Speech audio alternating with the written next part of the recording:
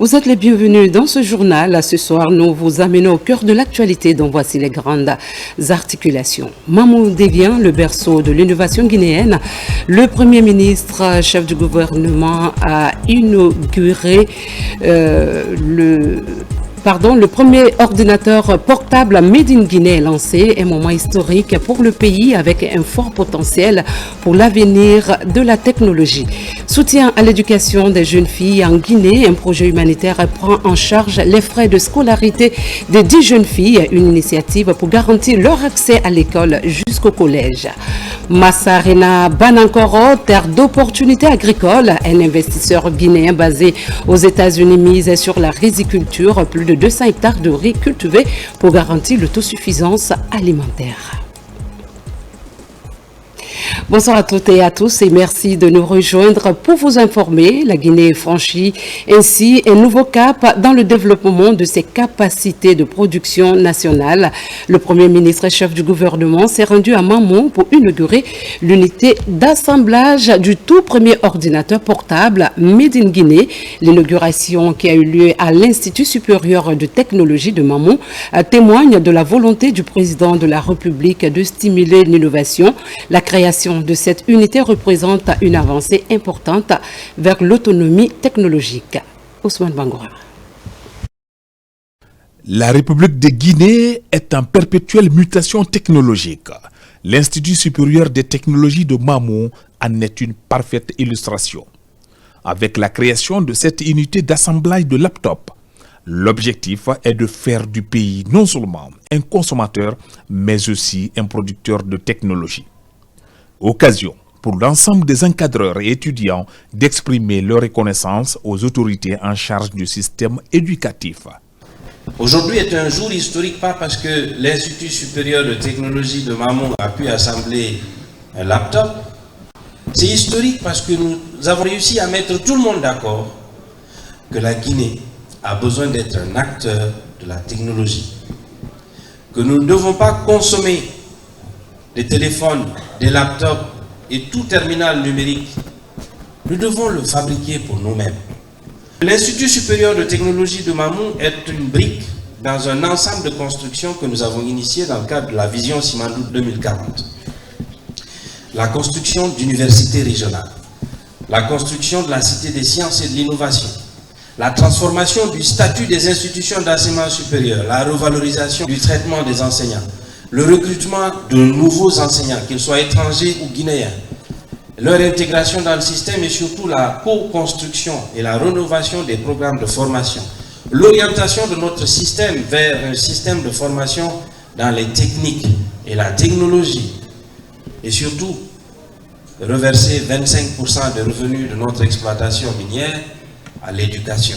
Dans la chaîne de production, ils sont 17 personnes, dont 5 femmes. Cette ambition politique du gouvernement repose sur l'idée que l'autonomie technologique est essentielle à la souveraineté nationale en développant localement la production d'ordinateurs portables et de terminaux mobiles. Nous sommes un institut de technologie et cela va de soi si nous concevons aujourd'hui un ordinateur. Nous avons commencé par ce laptop, c'est un montage et petit à petit on va aller vers la fabrication réellement dite.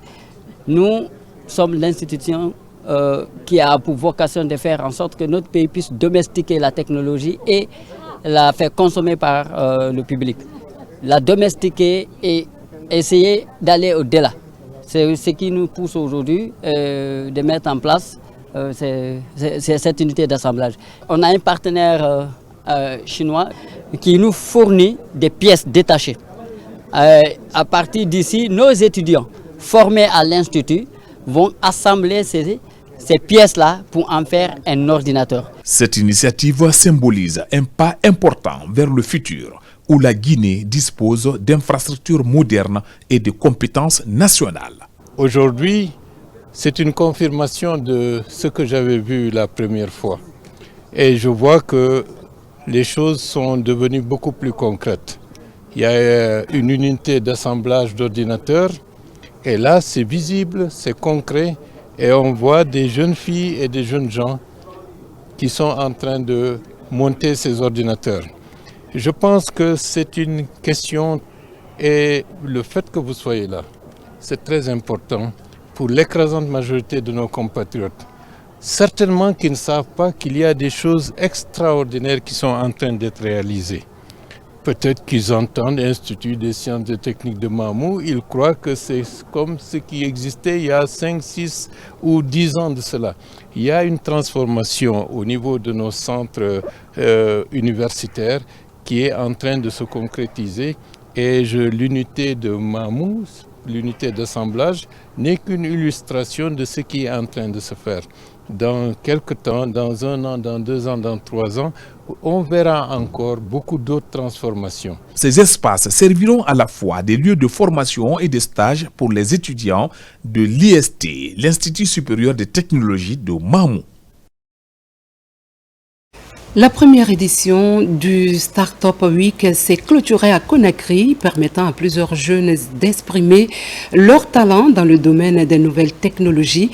Cet événement centré sur la promotion de l'intelligence artificielle a été organisé par le cabinet du HDMS avec le soutien du Royaume d'Espagne en Guinée. Il vise à améliorer l'écosystème numérique guinéen et à offrir aux acteurs concernés un tremplin pour dynamiser l'économie numérique du pays en ligne avec la vision du CNRD. Aboubakar Diaby. À Conakry, les lampions se sont éteints sur la première édition du Startup Week sur une note de satisfaction totale. Soutenu par l'ambassade du Royaume d'Espagne en Guinée, ce projet vise à vulgariser l'intelligence artificielle pour développer l'écosystème numérique guinéen par l'entrepreneuriat des jeunes étudiants. L'objectif de cette activité, c'est de mettre en lumière l'intelligence artificielle dans le monde, surtout ici en Guinée, parce qu'on sait que l'intelligence artificielle, la technologie prend beaucoup d'ampleur. On ne sait pas ce que l'intelligence artificielle deviendra dans 10 ans, mais aujourd'hui, on a beaucoup d'opportunités pour transformer l'écosystème économique et technologique du pays. Cette présence illustre bien notre engagement pour le partage de l'expertise et pour le renforcement des capacités dans le domaine de l'intelligence artificielle. Témoigne notre volonté de soutenir les startups guinéennes et de les voir prospérer non seulement au niveau national, mais aussi dans le niveau global au-delà de nos frontières. Ici, le domaine de la technologie est mis en exergue pour permettre à ces jeunes étudiants d'acquérir de nouvelles compétences dans le monde du numérique. Nous avons évalué la pertinence du projet, nous avons aussi évalué l'innovation et la créativité, nous avons évalué également la viabilité technique. Est-ce que le projet est faisable? Est-ce que le projet est stable? Est-ce qu'il est smart? C'est la première fois que nous participons depuis la création de notre start-up à une compétition et gagner un premier prix déjà nous booste encore plus à nous améliorer, à travailler beaucoup plus pour pouvoir réaliser rapidement notre solution en Guinée. Ce conclave de donner et de recevoir constitue un tremplin pour booster l'économie numérique en Guinée conformément à la vision du CNRD. Il a également permis de dénicher les meilleures initiatives de ces jeunes pour répondre aux besoins cruciaux de l'intelligence artificielle et l'innovation technologique en Guinée. 3 projets gagnants ont reçu les prix d'encouragement. À Conakry, une rencontre d'information a réuni l'économiste et maître de conférence Abdoulaye Guirassi ainsi que les étudiants de l'université de Nongon. L'événement était axé sur un débat portant sur la monnaie ZMAO et l'intégration de la Guinée à la zone monétaire ouest-africaine. L'objectif était de fournir aux futurs économistes des informations détaillées sur cette monnaie et de mieux comprendre l'impact de l'intégration de la Guinée à cette zone monétaire.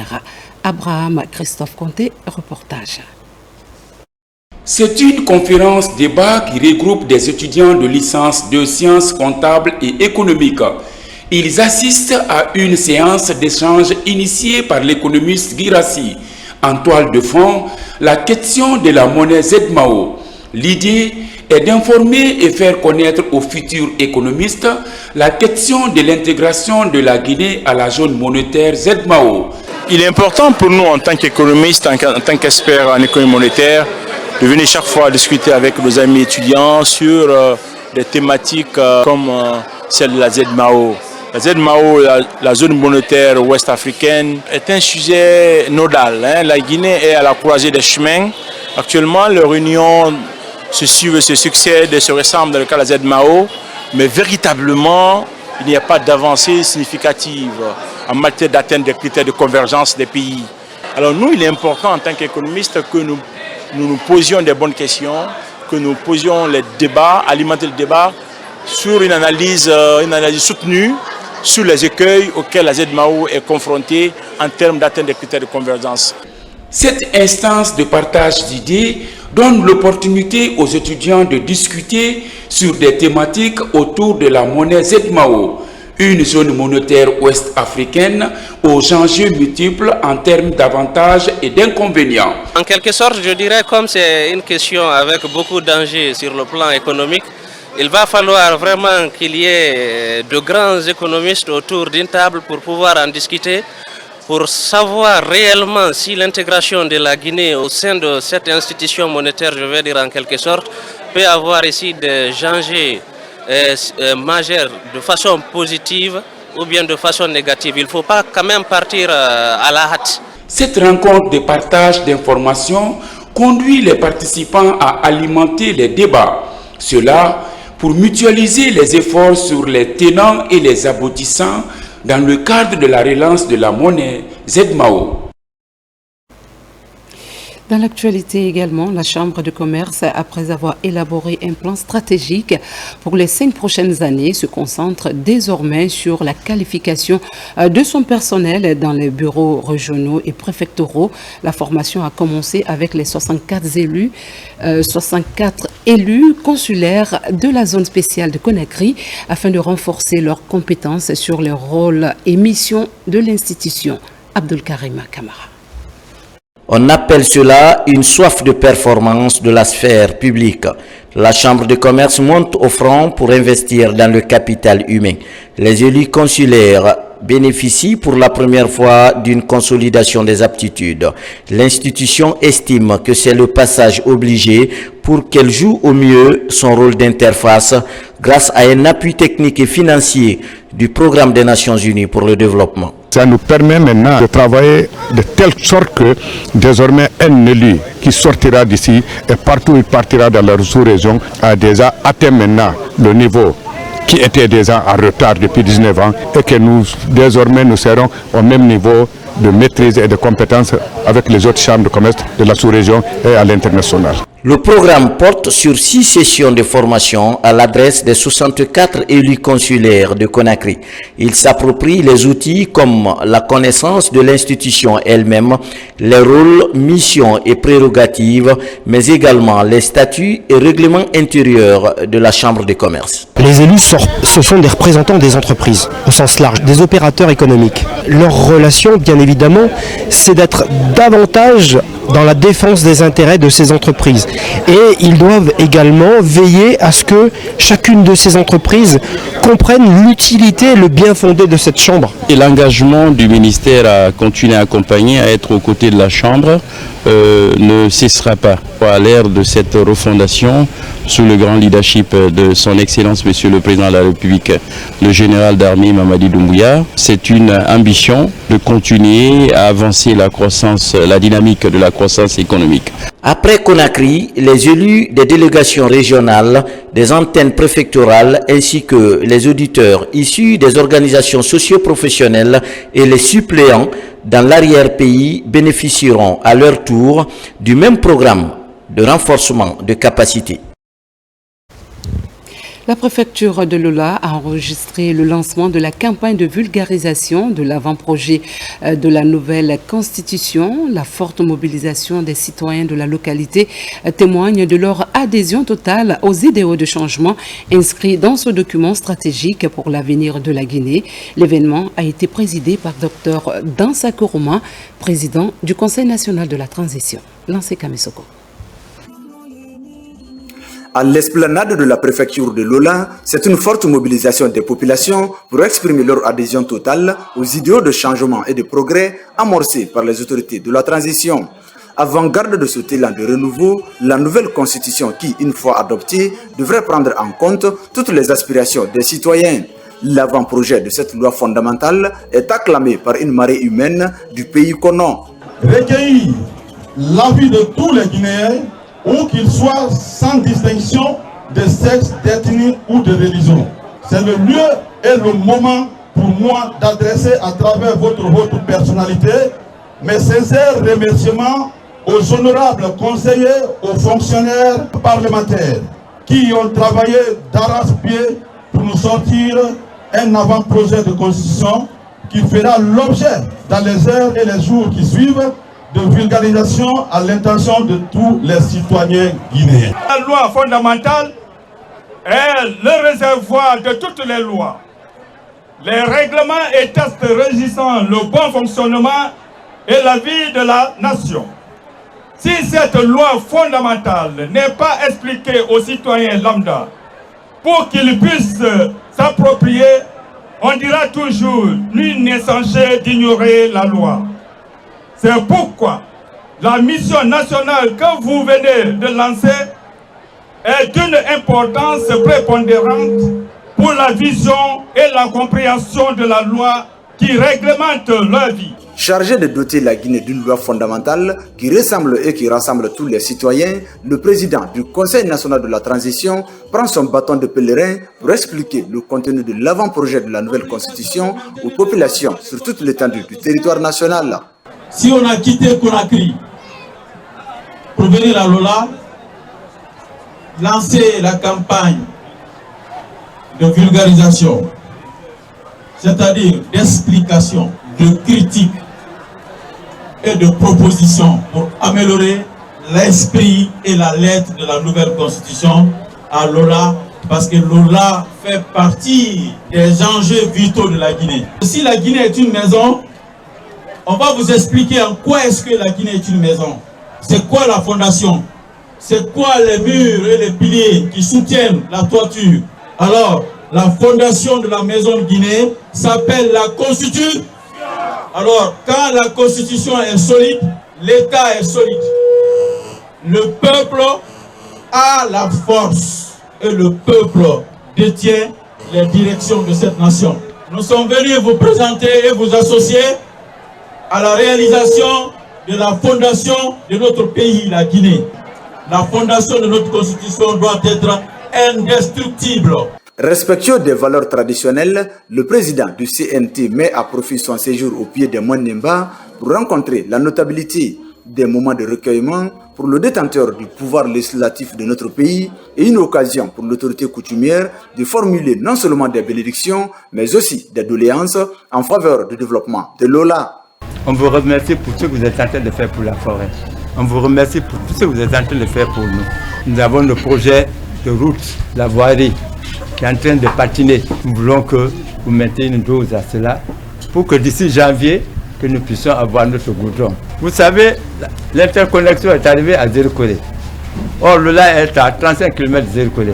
Puisque la centrale peut aller jusqu'au-delà de 50 km, on aurait souhaité auprès de vous que vous disiez de vos relations pour que d'ici décembre, que nous ayons le courant à Lola. Avant de se rendre à Lola, le président du CNT a reçu plusieurs délégations des acteurs sociaux de la préfecture de Zérékoré, des groupements de femmes et de jeunes, en passant par des mouvements de soutien aux actions du CNRD. Les populations de la capitale forestière ont témoigné à travers cette mobilisation leur reconnaissance envers le général Mamadi Doumbouya. Puisqu'on en parle, les délégations du CNT ont lancé officiellement les activités ce lundi 11 novembre. L'objectif de cette campagne est d'expliquer aux Guinéens l'esprit et la lettre de cette loi fondamentale, tout en recueillant leurs suggestions. Ce soir, nous vous proposons un condensé des échanges dans la région naturelle de la Moyenne Guinée avec nos reporters Mamadou Patebalde et Abdoulaye Diallo. Entonaison de liberté, l'hymne national de la Guinée pour marquer la solennité de l'événement. Il s'agit de la vulgarisation de l'avant-projet de la nouvelle constitution. Ici, au complexe scolaire Ogomburo, les émissaires du Conseil national de la transition présentent les grandes innovations, mais surtout l'esprit de la loi fondamentale. Ça nous donne de bonnes prémices, ça veut dire que vraiment populations de l'Abbé sont vraiment intéressées par cet avant-projet de la Constitution, qui est notre Constitution, qui est leur Constitution. Nous sommes venus leur rendre ce qu'ils nous ont demandé de faire. Ça va être, comme vous avez vu, des séances d'interaction. On va leur présenter et eux aussi, ils vont donner leur avis là-dessus. La gratuité de l'éducation, la couverture santé universelle et la création d'une commission nationale de développement figurent parmi les innovations saluées par les populations de l'Abbé. C'est une meilleure idée pour nous et pour nos petits frères aussi. Parce que s'il applique cela, tous les enfants de la Guinée qui grandissent et qui évoluent dans le secteur éducatif et qui n'ont pas les moyens de se lancer dans les écoles privées, ils auront la chance d'avoir l'éducation. Si c'est possible même de voir avec les professeurs, comme c'est gratuit maintenant, d'essayer de construire les écoles dans des sous-préfectures, par exemple Tougué, Mali, Tchangelbori, c'est nous là-bas. Vous voyez un peu. Ici, comme partout dans la région de la Moyenne-Guinée, les populations ont bien perçu l'esprit de la lettre de cette nouvelle constitution. Et le CNT a été investi d'un pouvoir, celui de rédiger et de soumettre au peuple de Guinée une nouvelle constitution pour la République de Guinée. Mais cette fois-ci, une constitution qui nous ressemble et qui nous rassemble. Je demande à la population de la discipline, l'écoute, et pour que, n'est-ce pas, le travail pour lequel le CNT est venu à faire à Dalaba soit atteint. Partout, les émissaires du CNT ont traduit les messages de salutation à la notabilité. Cap sur Mamoun, dans cette ville carrefour, les émissaires du Conseil national de la transition ont choisi les lycées et collèges Amilcar Cabral et Siradio Diallo. Ici, comme ailleurs, les élèves et leurs encadreurs ont été largement édifiés sur les enjeux de cette nouvelle constitution. Le président de la République, le général Mamadi Doumbouya, veut qu'on ait une constitution qui nous ressemble et qui nous rassemble. Mais chacun doit dire ce qui le préoccupe et ce qu'il aimerait retrouver dans cette constitution.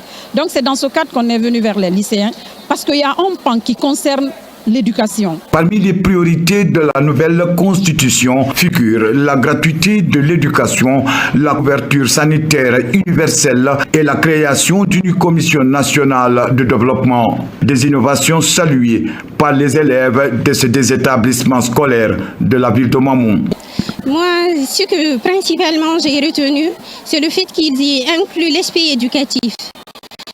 En parlant de l'aspect éducatif, si j'ai bien compris, on rend obligatoire l'éducation des enfants jusqu'à l'âge de 16 ans. Et cela, je pense que c'est quelque chose d'important. Les émissaires du Conseil national de la transition ont également eu un tête-à-tête avec les cadres, les religieux, la société civile, les sous-préfets, les services de sécurité et de défense et les présidents des délégations spéciales. Au cours des échanges, ces acteurs locaux ont été largement édifiés sur les tenants et les aboutissants de la nouvelle constitution. Le même exercice se poursuit dans la région administrative de Kindia. Ce matin, les vulgarisateurs de la zone ont choisi le lycée du 28 septembre pour présenter les grandes lignes et les innovations de cet avant-projet.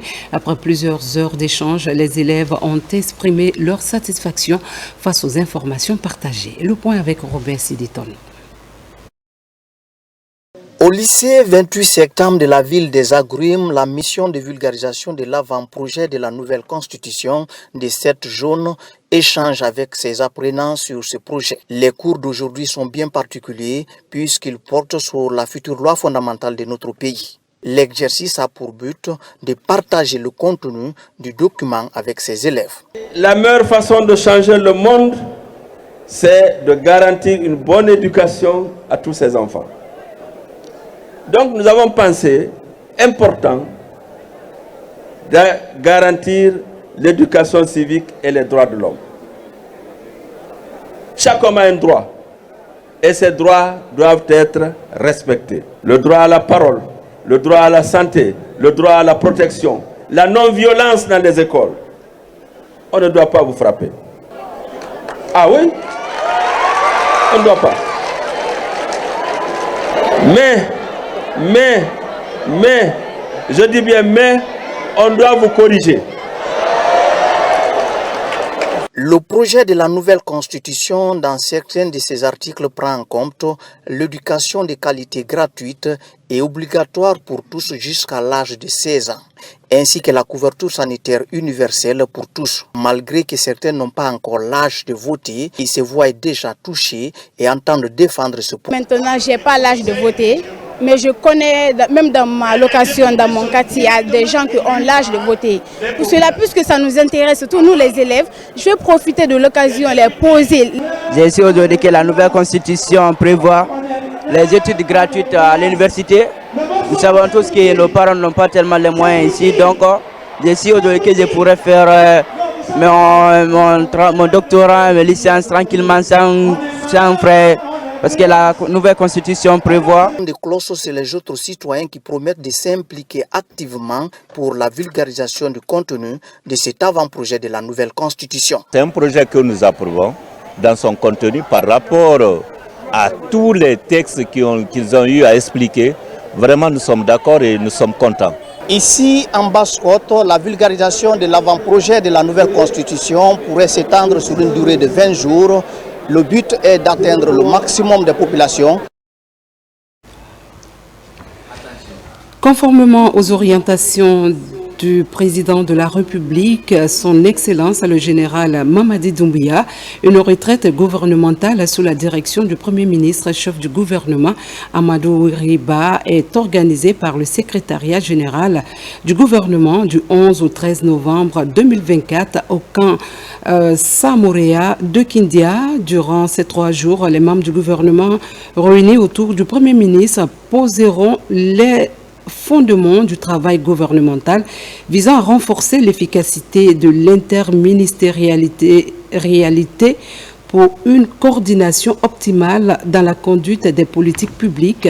Cette retraite crée également un espace d'échange interactif permettant d'évaluer les actions entreprises et de réajuster les stratégies en fonction de l'objectif principal, promouvoir une gouvernance efficace, transparente et innovante au service du développement. Là-dessus, le ministre secrétaire général du gouvernement et le Premier ministre apportent des précisions. Ce séminaire va nous permettre de discuter, entre autres, des thèmes qui ont été évoqués, mais aussi d'asseoir la vision du chef du gouvernement sur sa façon dont il souhaite que les membres du gouvernement collaborent, à travers des méthodes précises et définies, à travers une vision précise. J'ai essayé de schématiser cela en 8 étapes qui nous permettront, lors de ce séminaire-là, d'avoir des discussions fructueuses. Le deuxième point, c'est où voulons-nous aller? C'est ce que le Premier ministre va nous dire dans son intervention, dans ses souhaits, dans sa vision. C'est le qui sommes-nous. Il y a l'individu, mais il y a l'équipe gouvernementale. Cette équipe gouvernementale a une identité unique qui s'appelle gouvernement, qui est dirigée par un chef avec des objectifs assignés pour la conduite des politiques publiques. Où voulons-nous aller? Ce sont les objectifs qu'il va nous assigner. Par quelles pratiques? Ce sont les méthodes que le Premier ministre va nous assigner pour que les pratiques-là soient mises en œuvre afin que l'objectif qui nous est assigné soit atteint. Où en sommes-nous? Ça, c'est l'auto-évaluation. Demain l'après-midi, il y aura une séance d'auto-évaluation qui va permettre au Premier ministre de faire un point sur ce qui a déjà été fait depuis la mise en place de ce gouvernement le 13 mars dernier. Ensuite, qu'allons-nous faire? Dans le langage technique, on appelle ça le plan d'action. Ce plan d'action, nous l'avons tous dans nos départements, mais nous n'avons pas un plan d'action global du gouvernement. C'est ce que le Premier ministre va nous assigner à travers des objectifs à court, moyen et long terme qui seront matérialisés à travers des lettres de mission qui seront envoyées à l'issue de ce séminaire-là. Mais aujourd'hui et demain, nous aurons également l'occasion de faire le point sur les décisions du chef de l'État qui ont été données en Conseil des ministres pour voir globalement quel est le pourcentage de réalisation des décisions assignées au gouvernement. Est-ce qu'on est à 30%, 40% globalement? Le Premier ministre en tirera les conclusions. Mais également par département. Il y a un bilan qui sera fait au niveau départemental des décisions assignées. Quel est le niveau d'exécution? Après, les ministres auront la parole pour dire quelles sont les difficultés rencontrées pour ne pas atteindre ces objectifs avec en point de mire leur atteinte effective. Pour réussir, il faut qu'il y ait une véritable équipe gouvernementale, en tout point de vue. D'où la nécessité absolue pour que nous puissions réussir et atteindre les objectifs fixés par le président de la République d'être en cohérence avec cette méthodologie. Donc le premier objectif que je me fixe pour cela, c'est de faire émerger une équipe gouvernementale. Une équipe gouvernementale forte, soudée, efficace et focus sur la réalisation des objectifs déclinés, comme je l'ai dit tout à l'heure. Nous faisons le point sur la sécurité aux frontières. Depuis 2 semaines, une équipe mixte de responsables guinéens et sierra-léonais mène une campagne de sensibilisation tout le long de la frontière, promouvant la cohabitation pacifique. Un accord cadre a été signé entre la Guinée et la Sierra-Léone pour renforcer la sécurité dans cette zone. Un reportage signé Aboubakar Junior Camara. C'est ici, à la frontière guinéo-sierra-léonaise, sur le long du fleuve Makona, à Nongawa, en Guinée forestière, que la mission mixte de sensibilisation couronne ses activités avec succès. Pendant 2 semaines, des équipes guinéennes et sierra-léonaises ont sillonné les villages frontaliers pour sensibiliser les populations sur l'importance de la cohabitation pacifique. Nous sommes très ravis de savoir que la population a perçu le message de paix, de cohésion sociale et de renforcement du bon voisinage que les autorités nationales des 2 pays nous ont confié à leur endroit. Ça nous rassure que dans les prochains jours, dans les prochains mois, dans les prochaines années, que l'impact de ce message de sensibilisation sera nettement visible sur le terrain. Du côté sierra-léonais, tout comme du côté guinéen, une seule idée anime les autorités, le renforcement de vivre ensemble dans nos frontières. Je suis très ravi de cette mission parce que la mission d'abord, elle a été une mission qui a reçu. Et dans quel sens? Dans le sens, n'est-ce pas, de réunir d'abord, associer les 2 pays pour parler de la paix. Nous avons créé aux côtés léonais une collaboration immédiate pour que ces gens-là puissent être informés et en cas de problème au niveau des frontières, nous devrions d'abord rester tranquilles entre nous, trouver une bonne collaboration, une bonne solution pour sécurité, n'est-ce pas, nos frontières. Within their communities. Les partenaires techniques et financiers de ce projet, quant à eux, saluent les résultats obtenus et permettent de continuer à soutenir des initiatives de ce genre dans la sous-région. Les objectifs ont été valablement atteints parce que nous avons traversé des zones assez difficiles. Le message est passé. Ça a été une belle occasion pour nous en tant qu'institution, pour nous en tant que programme, de toucher ces réalités du doigt, mais aussi de se positionner pour mieux accompagner ces autorités, pour mieux accompagner ces communautés pour le bien-être. Mais il faut que la paix y règne, parce qu'on ne peut pas parler du développement sans parler de la paix. Ce programme de sensibilisation se termine sur une note de satisfaction avec l'élaboration d'un document préliminaire pour un accord cadre de coopération frontalière entre la Guinée et la Sierra Leone. Ainsi, l'engagement des autorités des 2 pays est consolidé. Le gouvernement guinéen, en collaboration avec ses partenaires et les ONG locales, comme les Amis solidaires pour le développement, met l'accent sur la promotion des droits de la jeune fille, notamment en matière d'éducation. Dans ce cadre, un projet a été lancé pour soutenir l'insertion scolaire de 10 jeunes filles âgées de 7 à 10 ans, en prenant en charge leurs frais de scolarité jusqu'au collège. Aboubakar Diaby. La politique nationale axée sur l'amélioration du taux de scolarisation des jeunes filles suit son cours normal. Cette priorité du gouvernement est soutenue par des associations humanitaires.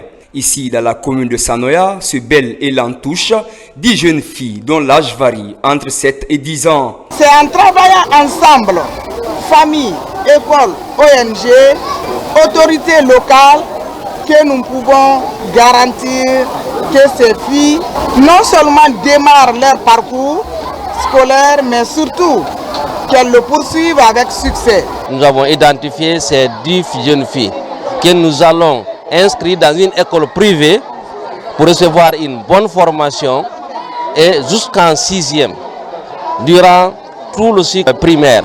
Les frais de scolarité, les tenues, les fournitures On ne souhaite pas s'il y a aussi des cas de maladie, ainsi de suite. De nos jours, de nombreux responsables de famille n'arrivent pas à financer normalement les études de leurs enfants, faute de moyens. C'est pourquoi l'association Les Amis Solidaires pour le Développement décide de scolariser ces jeunes filles tout en prenant en charge leurs frais d'études tout au long de leur cursus scolaire. Je suis très content de voir ONG qui se préparent aujourd'hui pour soutenir les veuves, pour soutenir les miskines, pour soutenir les pauvres. Je suis très content, très content. Moi, je suis conscient et conséquent de ce que je veux pour mon pays. Aujourd'hui, ces philanthropes ambitionnent de scolariser un grand nombre de jeunes filles. Ainsi, cette action vient baliser le chemin en faveur de la promotion des droits de la jeune fille pour un développement socio-économique durable en Guinée. Dans le même chapitre, à Boké, l'autonomisation des jeunes filles et des femmes progresse grâce à une initiative récente. Un groupe de jeunes filles formées dans des ateliers de couture a reçu des machines à coudre de l'ONG Rassemblement des jeunes leaders de Guinée. Ce projet vise à promouvoir l'autosuffisance des femmes et à soutenir les efforts du gouvernement pour leur autonomisation socio-économique. Younousa Tawel Kamara. La joie s'est mise sur le visage de cette couturière de la préfecture de Boké. Après avoir bénéficié de quelques années de formation en couture d'âme, ces jeunes filles venues des ateliers de couture de Kolabui, Kamsar, Boké Centre et Sangaredi reçoivent enfin des machines à coudre leur permettant de pratiquer ce métier et se prendre en charge. Je tiens à remercier les superviseurs. C'est vrai que c'est le Rassemblement des jeunes leaders de Guinée qui met en œuvre ce projet-là. Donc nous avons des personnes ressources que nous avons identifiées sur le terrain qui nous accompagnent dans l'encadrement de ces femmes-là, que ce soit l'identification jusqu'à la remise des programmes. Quand on croit en quelque chose, quand on a des exemples que c'est possible, on sait qu'on peut réussir. Bravo pour votre investissement. Même s'il y a des jours où ça devient un petit peu difficile, gardez le cap, continuez. Il ne faut pas abandonner. L'occasion est mise à profit par les encadreurs et autorités préfectorales de Boké pour prodiguer d'utiles conseils aux bénéficiaires. Une bonne utilisation de ces outils en vue de lutter contre le chômage, mais surtout être autonome est vivement recommandé. Le début de toute chose n'est pas facile. Si vous voyez que vous avez été sélectionné, choisi parmi tant de filles à Boké, vous êtes priés d'honorer la responsabilité là. Ce que je peux dire à ces jeunes filles, le premier mari d'une femme, c'est son métier. Vous avez eu la chance de suivre des formations. Profitez-en. Les matériaux que vous allez recevoir ici, utilisez-les à bon escient. Si aujourd'hui vous avez eu la chance de bénéficier de cette aide, profitez-en. Après ce groupe, le projet compte former d'autres filles de la préfecture dans divers métiers comme la coiffure et la teinture. Une manière pour les initiateurs d'accompagner le gouvernement dans son programme d'autonomisation des femmes en Guinée. Autre sujet d'actualité, l'Amicale des jeunes pour la sauvegarde de l'enfance et de l'adolescence, en partenariat avec Russal Sebeka, mène une campagne de sensibilisation dans le quartier Dar es Salaam à Bessia. L'objectif est de réduire les risques d'accidents le long de la voie ferrée, de protéger la jeunesse et de garantir un environnement plus sûr pour les études des enfants. Le point avec Moussa Bangoura. L'Amicale des jeunes pour la sauvegarde de l'enfance et de l'adolescence et Russal Sebeka se donnent la main pour combattre ensemble les accidents ferroviaires, l'occupation anarchique et le jet des ordures sur les rails. Ici à Dar es Salaam, dans une école de la commune de Bessia, des causeries éducatives sont organisées. Des messages ont été passés aux élèves et encadreurs d'être vigilants, mais aussi s'éloigner des rails afin d'éviter des accidents. Nous nous réjouissons de cette visite et tout l'effort consenti. Nous exprimons une réelle satisfaction de ce partenariat car il va permettre aux habitants du long des rails de courir moins de risques si toutefois le message tombe dans de bonnes oreilles. Cet acte citoyen, Russal Sebeka compte l'accompagner à tous les niveaux. L'idéal est de sauver des vies le long de la voie ferrée. Il est important d'enseigner à nos enfants les dangers de la traversée de voies ferrées et de leur apprendre à être prudents sur le chemin de l'école. Il est essentiel de ne jamais stationner près des voies ferrées et de respecter les distances de sécurité. L'accident a des conséquences larges quand tu as accidenté surtout un enfant. Quand il est accidenté, il peut plus. Donc c'est pourquoi nous sommes là en tant que des enfants pour les sensibiliser, pour leur dire d'éviter les rails, de ne pas s'asseoir sur les rails, d'éviter dans l'emprise partout où il y a des rails, de ne pas considérer les rails comme le lieu de raccourcis. Pendant 3 semaines, des porte-à-porte et sensibilisations de masse seront effectuées par ce mouvement de jeunes le long des rails de Kaloum à Koya. À Farana, près de 60 jeunes ont achevé une formation de 3 jours avec l'Agence guinéenne d'exécution des travaux d'intérêt public pour l'emploi. Cette initiative s'inscrit dans le cadre de la politique visant à améliorer l'employabilité des jeunes Guinéens. L'objectif est de contribuer à la mise à disposition et à la valorisation de la main-d'œuvre locale pour la gestion des travaux liés au développement de la Guinée. Un reportage signé Ibrahima Oulé Fofana. Au bloc administratif préfectoral de Farana, 59 ouvriers du bâtiment sont à l'école de l'AGTIP. En Guinée, les institutions de formation fournissent des compétences professionnelles aux apprenants. Mais le manque d'esprit entrepreneurial est un défi à relever. Nous sommes à Farana, c'est pour la formation ici des 59 jeunes qui ont été retenus au compte du projet d'insertion socio-professionnelle de 2000 jeunes sur le territoire national.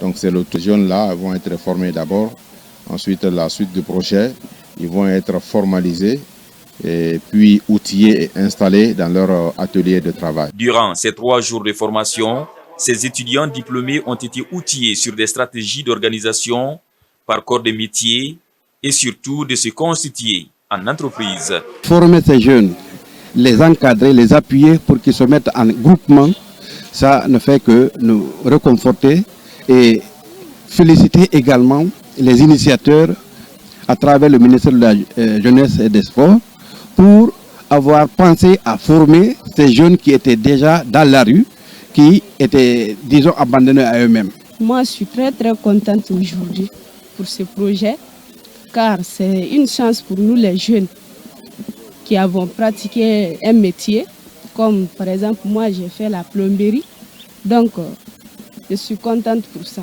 Cette initiative du ministère de la Jeunesse et des Sports à travers l'AGTIP aboutira à la mise en place des brigades de jeunes porteurs de compétences. Ils seront encadrés afin de réussir à la fois à endiguer le chômage et combler efficacement le déficit de fourniture de services d'intérêt public. Farana est la dernière des 8 régions bénéficiaires du projet. Massarena Banakoro est le choix privilégié d'un de nos compatriotes résidant aux États-Unis pour investir dans l'agriculture. Cette année, Morikaba, en l'occurrence, a cultivé plus de 200 hectares de riz dans les plaines agricoles. Son objectif est de contribuer à l'autosuffisance alimentaire du pays et de battre un record en riziculture. À la découverte de ce promoteur agricole à Massarena Banakoro avec notre correspondant Fodé Bangali Fofana. Dans cet immense champ de riz réalisé au prix de nombreux sacrifices, la moisson s'annonce plutôt bonne pour Morikaba, un entrepreneur agricole qui profite de l'hospitalité des habitants de ce village, Massarena Banankoro, situé à une 50aine de kilomètres de la ville de Kankan. Nous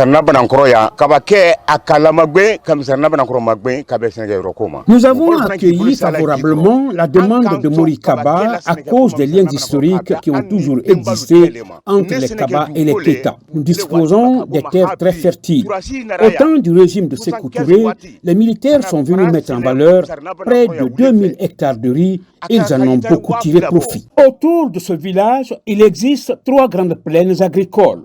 La première, Folobafé, la deuxième, Souradalafé et la troisième, Samoussa Bilaro. Dans ces immenses plaines, autrefois exploitées par le génie militaire pendant la Première République, le promoteur Morikaba a mis en valeur cette année plus de 200 hectares de riz. Il entend contribuer de façon substantielle à la productivité à l'échelle nationale. Contrairement à l'année dernière, cette année, nous avons réussi grâce à des semences qui s'adaptent en cas d'inondation. Nous voulons battre le record national, chasser la faim et réduire les importations de riz au profit du riz local. Mais cela ne peut se faire sans machines de récolte et autres matériels agricoles. Nous avons besoin de l'aide du gouvernement et des bonnes volontés. Bien que résidant aux États-Unis d'Amérique, à des milliers de kilomètres du pays, Mori Kaba reste préoccupé par les défis de l'autosuffisance alimentaire dans sa Guinée natale. Une démarche perçue comme patriotique et saluée notamment par les notables de Mansarena Banankoro. Mori Kaba est venu chez nous il y a 3 ans. Mais il est à sa 2e année d'exploitation agricole. Il faut louer le courage de cet homme qui a résisté malgré l'échec de son champ de maïs inondé l'année dernière. Mais cette année, c'est une réussite pour le riz. Le promoteur Mori Kaba et le village hôte envisagent d'aller au-delà de plus de 200 hectares mis en valeur cette année.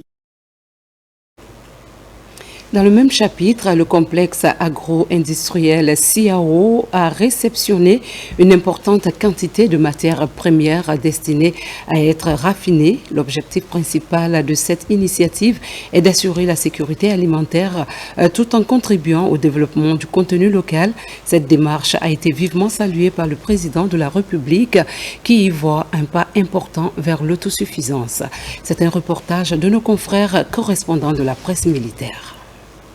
Le complexe agro-industriel de CIAO, situé dans la commune de Kaloum, est un établissement qui s'occupe de la transformation des matières premières en produits raffinés. Cette unité de production s'est fixée comme objectif d'assurer la sécurité alimentaire en Guinée et de participer au développement de l'agriculture locale, d'où sa renommée de soldat de la sécurité alimentaire en Guinée.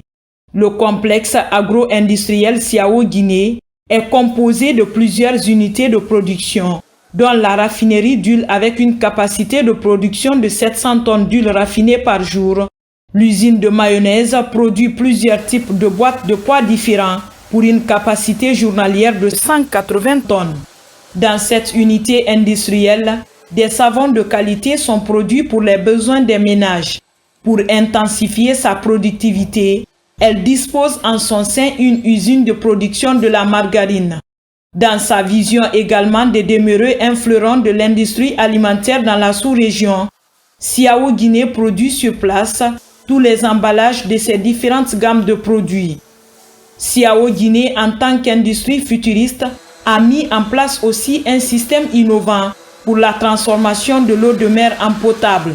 Des laboratoires hyper équipés pour le respect des normes conventionnelles et internationales, ce qui apporte des avantages technologiques, économiques et sociétaux. Les normes aident également à harmoniser les spécifications techniques et d'autres spécifications de produits et de services, ce qui rend l'industrie plus efficace et élimine les obstacles au commerce.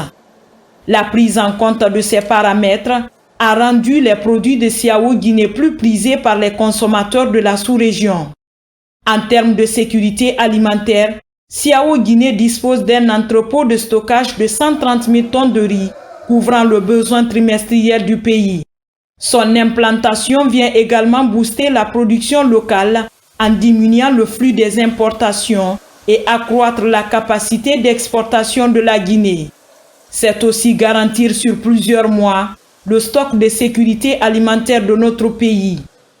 Depuis l'avènement du CNRD au pouvoir, avec à sa tête le président de la République, le général Mamadi Doumbouya, cette industrie alimentaire connaît une avancée significative. Avec cet élan du groupe CIAO, une belle opportunité s'offre désormais aux acteurs du monde rural. Les planteurs de palmiers peuvent se frotter à présent les mains. Le groupe crée des débouchés sûrs pour l'écoulement des matières premières destinées à cette unité agro-industrielle. L'implantation de ce complexe en Guinée favorise non seulement la création d'emplois, mais aussi de la valorisation de la production locale et la conquête du marché sous-régional par l'industrie guinéenne.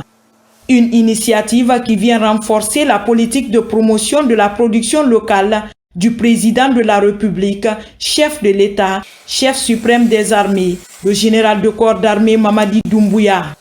L'élan rassurant de l'industrialisation en Guinée encourage aujourd'hui la productivité avec l'introduction de nouvelles techniques et technologies. Elle a aussi favorisé la création d'emplois, ce qui a du coup rehaussé les compétences de la main-d'œuvre locale tout en favorisant l'économie formelle. Elle a également amélioré l'économie en général et participé à la stabilité sociale.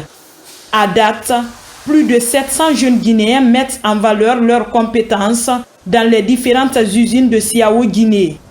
Dans cette dynamique, la compétence locale et celle étrangère travaillent en synergie pour offrir des produits de qualité aux consommateurs. La Guinée est donc lancée sur la voie de l'émergence grâce à la clairvoyance des autorités de la transition qui ne cessent d'accompagner ces entreprises à prospérer pour l'intérêt supérieur de la nation. La Guinée d'aujourd'hui, c'est aussi le climat des affaires favorable à tout investissement local et étranger. Et l'industrialisation de la Guinée devient une réalité sur l'ère CNRD. Les habitants de la commune de Bessia se montrent déterminés à soutenir les initiatives de développement du gouvernement. L'Amicale pour le développement de la Guinée mène des campagnes de sensibilisation dans les différents quartiers, notamment à Tanene, où des actions de porte-à-porte et dans les marchés sont organisées pour faire passer des messages de paix. Falilou Diallo. Au quartier Frigiadi, dans la commune urbaine de Manéa, l'élan de développement et de patriotisme du CNRD est apprécié par toutes les entités socio-professionnelles. Réunies à leur grande mosquée, ces populations ont lu plusieurs fois le Saint-Coran pour la paix, le développement et la santé du président de la République, le général Mamadi Doumbouya. Il ne peut pas avoir de développement sans la paix. Et donc s'il faut cela, il faut qu'on se donne la main pour au moins dire quelque chose et demander à Dieu pour que la paix règne sur cette terre. Nous avons initié pour qu'on puisse avoir la paix au nom de notre pays, au nom de notre localité. Cette cérémonie religieuse est aussi l'occasion pour ces citoyens de sensibiliser toutes les couches socio-professionnelles de Frigiadi et de Koya sur la nécessité de promouvoir la paix, la cohésion sociale et la préservation des acquis des autorités. Le général Mamadi Doumbouya est un homme d'actes, pas un homme de verbiage.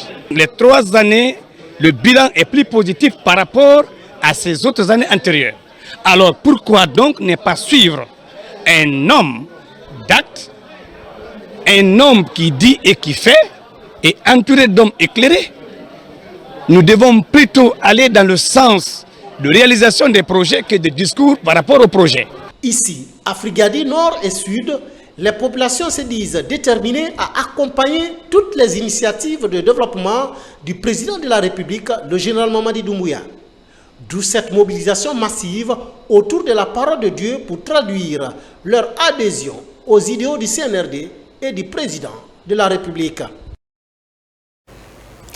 Vous avez dû le rectifier. Le souci de bâtir ensemble une Guinée unie et prospère trouve des échos favorables au sein des populations de Frigiadi.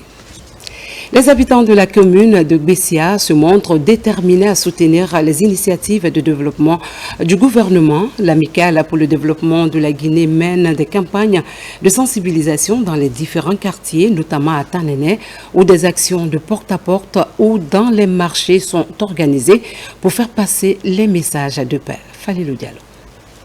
Les populations de la commune de Bessia apprécient les actions de développement enclenchées dans les différents quartiers de leur municipalité, notamment dans le quartier Tanene où des infrastructures sociales de base sont en cours de réalisation. Tanene se limite de l'aéroport jusqu'à Imbaya.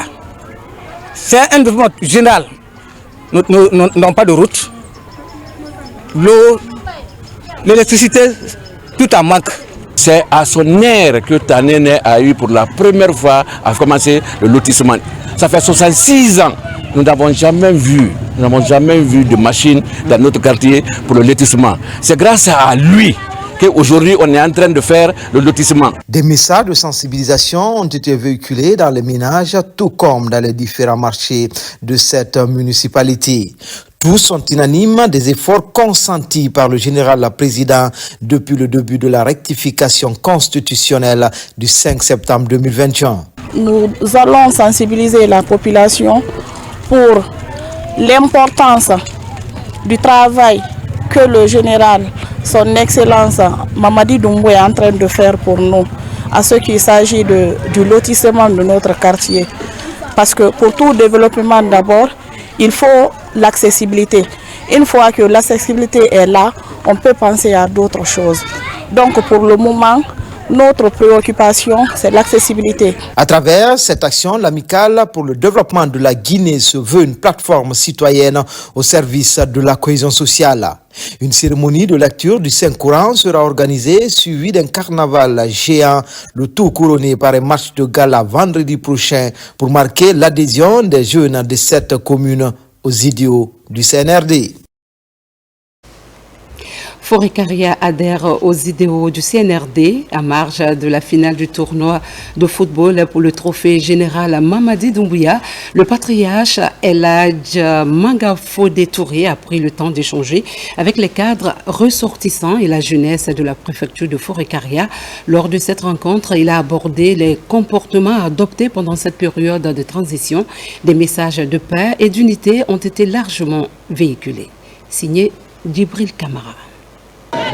Les cadres ressortissants de Moria sur le patriarche El Hadj Mangafodé Touré, une figure paternelle très émue de l'engagement des fils ressortissants de Forécaria dans l'accompagnement des projets présidentiels. Le patriarche de Forécaria a invité la jeunesse de sa localité à s'unir davantage pour une transition réussie. C'est ici que le président Doumbouya a quitté avant de prendre le pouvoir. Il n'est rien qu'un fils pour Moria, un frère. C'est pourquoi nous sollicitons qu'il effectue une visite officielle à Forécaria. Nous allons encore prier pour lui. C'est un président exemplaire. Beaucoup de projets en chantier. Soyons unis, car Dieu récompense le bienfait. Forécaria, toujours dans la dynamique de soutenir des bonnes actions gouvernementales, adhère aux idéaux du CNRD. La jeunesse se dit favorable au projet de développement. Nous remercions le président de la République pour la confiance placée aux fils ressortissants de Forécaria. Pour la cause du président, nous sommes à l'écoute de nos sages.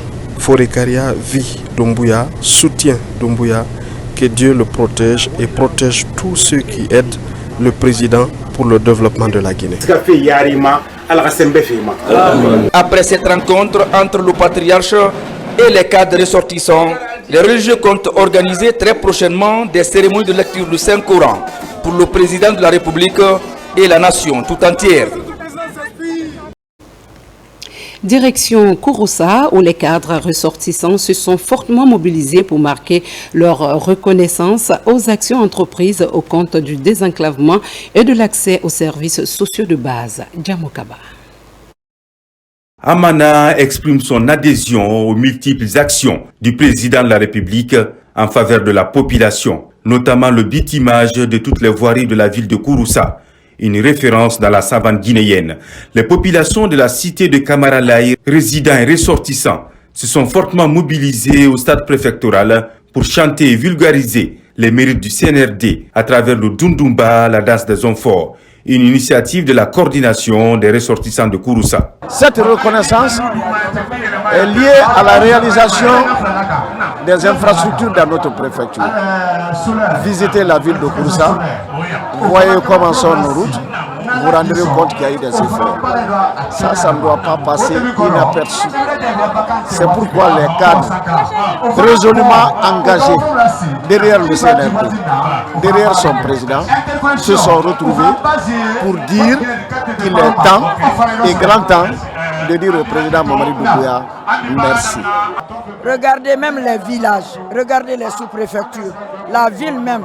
Hier, moi, j'étais ébahi en voyant la lumière tout au long des routes, en voyant le goudron sur toutes les routes de Kouroussa. La population de Kouroussa est sortie massivement pour exprimer leur joie aux acquis à tout ce que le général Mamadi Doumbouya a eu à faire à Kouroussa. Derrière cette forte mobilisation, de Kankanabaya à Amana, les populations étaient en symbiose pour magnifier les actes posés par le CNRD dans la savane guinéenne. Un moment intense de réjouissance. Ce que nous sommes en train de voir sur le terrain, c'est l'expression du peuple afin de comprendre ces 3 dernières années, qu'est-ce qui a été fait, qu'est-ce que le CNRD a fait comme acquis sur le terrain. Quand vous prenez de Conakry jusqu'à l'intérieur du pays, il n'y a pas une seule préfecture où il n'y a pas eu des actes posés par ces jeunes aujourd'hui qui sont à la tête du pays.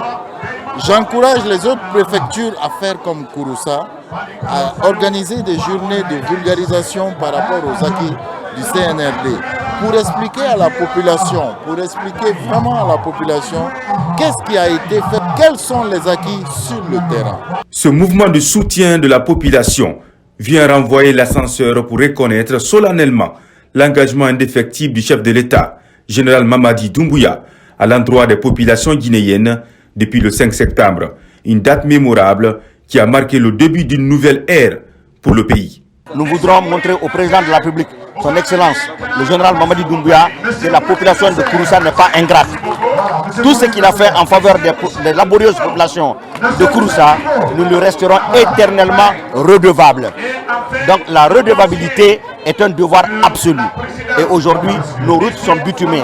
Il y a des écoles, il y a des centres de santé, des hôpitaux qui sont en train ici de pousser à Kouroussa. En présence du ministre Moussa Mouissila, venu se joindre à l'événement, les Kouroussaka manifestent à jamais leur soutien à l'homme du 5 septembre. Une occasion pour le ministre du Tourisme et de l'Artisanat de porter le message du président de la transition. Cette déferlante humaine à laquelle nous assistons ici à Amana est l'expression du soutien du peuple de Guinée aux idéaux du président de la République, le général Mamadi Doumbouya. La déferlante humaine ici à Kouroussa, c'est la preuve que les populations de Kouroussa ont compris, à l'image des populations des autres préfectures, puisque nous assistons à des mouvements de soutien aux idéaux du président de la République qui sont spontanément organisés sur l'ensemble du territoire national, sans que l'État n'ait décidé de les organiser. Ce sont les populations qui le font parce qu'elles ont compris qu'entre les promesses et leur accomplissement, il peut y avoir tout un océan. Et que le président de la République, le général Mamadi Doumbouya, lui, se caractérise par l'action. Dans un mouvement de fair play, le rendez-vous de Kouroussa a pris fin par la grande finale du tournoi doté du trophée général Mamadi Doumbouya. Dans les épreuves des tirs au but, l'équipe des Orpailleurs a remporté la finale face à l'équipe des forces armées. Voilà qui met fin à cette édition. Nous vous remercions de votre fidélité et de votre intérêt pour l'actualité nationale. Hommage à la Guinée, le paradis, terre de richesse et d'innovation. Bonsoir à tous.